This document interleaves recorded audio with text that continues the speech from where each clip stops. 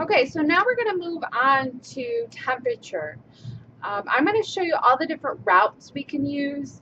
Temporal, the tympanic. I'll show you that in lab because I want to actually hand those out so you can actually get your hands on them and test them. So for this particular video, I'm only going to show you an oral and axillary temperature. So to begin, I want to show you the equipment. At Rochester General Hospital, we have disposable thermometers in almost every unit. Very rarely you will find the portable one that you would bring from room to room, and that's really just to cut down on the spread of microorganisms. So you need to make sure you choose the appropriate one. Red, think danger, danger. So red is rectal. And Miss Blackmore does not want a rectal temp. And then the one either with the blue top or no color at all would be your oral. So you want to make sure you got the right thermometer first, because it wouldn't be very nice if we put a rectal thermometer in Ms. Blackmore's mouth. So we're going to make sure we have the right one. The other thing you have to look is sometimes they will use a regular thermometer for axillary, which is your axilla or your armpits. And again, we would not want to put that in Ms. Blackmore's mouth, so we need to make sure it's not labeled axilla.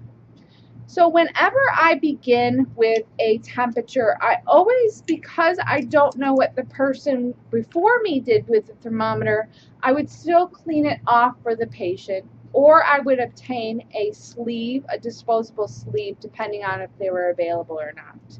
So I would just take an alcohol prep, and I would go ahead and clean very thoroughly the whole bottom half of this thermometer. Then I'm going to turn it on. Most thermometers go ahead and default to Fahrenheit. And it doesn't really matter now what you use because we can actually enter both in Care Connect.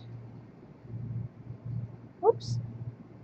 So you can use Fahrenheit. It's usually easier to explain to the patient what their temperature is if you use Fahrenheit anyway.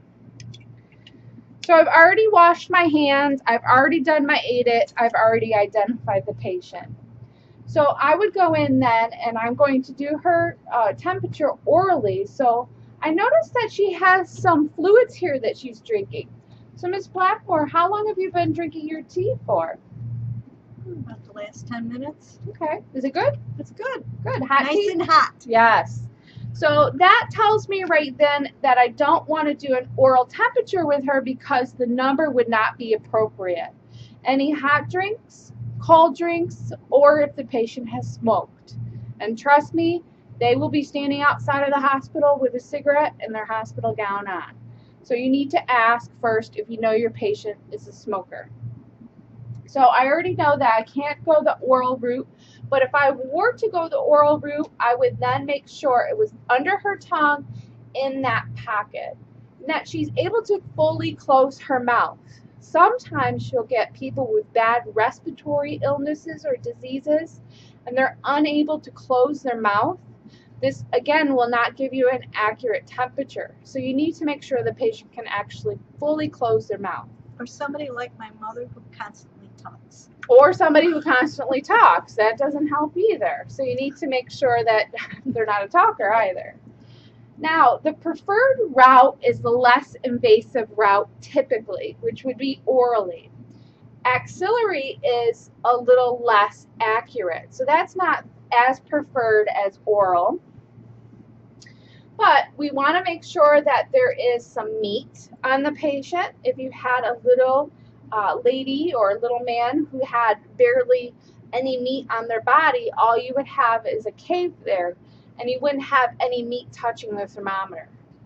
So we're okay with Miss Blackmore. We would then make sure it's fully inserted and then close her arm. We need to make sure our arm stays closed, again, to have that appropriate temperature. And then we would wait for the thermometer to beep. These individual thermometers do take a little bit of time. So again, this is a great opportunity for you to go ahead and do your pulse and your respiratory rate. So you're staying nice and efficient with your vital signs. You're not just doing one thing at a time. You're staying nice and organized. So I'm going to go ahead and take this out, even though it hasn't beeped yet, just because all I'm waiting for is it to beep. And then it's really important, again, that you go ahead and you wash this off before putting it in the container. And again, that container, now that I've used this Axillary, needs to be labeled with Axilla on it, so nobody else uses it orally for her, and you need to get an additional thermometer in the room and label that oral. Then when you go ahead and report this, you need to make sure you report which route you went, because each route is different in terms of what the normals are. So think about this. What would be the preferred route or the most accurate route for somebody with a high fever? So those are some things that you would start thinking about as you go into a room. You don't want to necessarily choose the Axilla because that's not the most accurate route to choose. So those are some nursing things that you could start thinking about revolving around temperature.